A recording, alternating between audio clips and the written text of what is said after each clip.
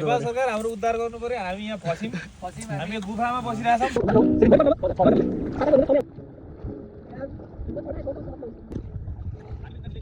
ए निलो पानी निलो आइहाल्छ कस्तो दामी छ हैन।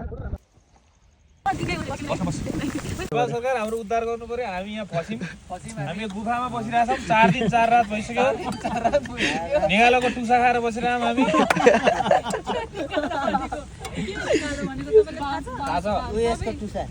निगालोको टुसो खाएको 4 दिन भयो।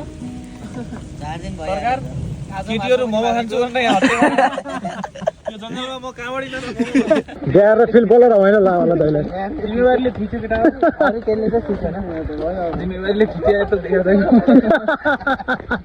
ल है त जिम्मेवारीले राख्यो मैले कस्तो भइराहत भयो अहिले टुङटुङ काया यस्तो भइराछ हो र क्यामेरालाई यसरी बोल्नु परिरहेछ ठिक छ हाम्रो दादा अहिले खुसी हुनुहुन्छ हामीलाई दुःख दिएर एडभेन्चर